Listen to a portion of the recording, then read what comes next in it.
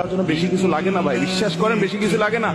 ইমানটা ঠিক রাখেন, 5 ওয়াক্ত নামাজটা সুন্দর করে পড়েন, বড় বড় কবিরা গুনাহগুলো থেকে বেঁচে থাকেন, কোনো মানুষের হক নষ্ট করবেন না, টাকা পয়সা নষ্ট করবে, হক নষ্ট করবেন না, আচরণ খারাপ করবেন না, মানুষের দুর্ব্যবহার করবেন না, আত্মীয় স্বজনের সম্পর্ক বজায় রাখবেন।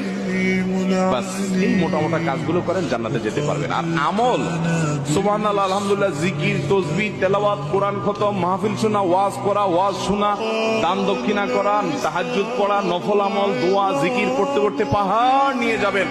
মানুষের হক নষ্ট করছেন, এই সমস্ত আমল আপনার থেকে নিয়ে নেওয়া হবে কিয়ামতের দিন। নবী সাল্লাল্লাহু আলাইহি ওয়াসাল্লাম বলেছেন ভিখারি হয়ে যাবেন আপনি, কারণ যে মানুষের হকের জন্য সব দিতে আপনি খালি হাতে জাহান্নামে যেতে হবে।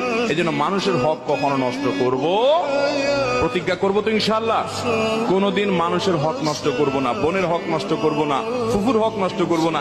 আপনার বাপ চাচারা আপনার ফুফুর হক দেয় নাই, এরকম অনেকে আছেন না? নেই। ওই সম্পদ বংশ পরম্পরায় আপনার ভাগে আসছে, কিন্তু আপনি জানেন আপনার ফুফুর হক দেয় নাই। আপনার দাদার সম্পদে আপনার ফুফুর হক ছিল কি ছিল না? আপনার দাদির জমি জমা থাকলে সেখানে আপনার ফুফুদের ভাগ ছিল কি ছিল না?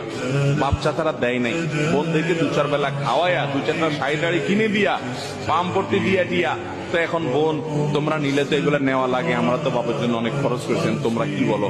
তো বেচারীরা শর্মে পড়ে বলে, না থাক ভাই, আরে কিছু লাগবে না, থাক, আমাদের কোনো দাবি না, আর কিছু নচাই। আছে না নাই?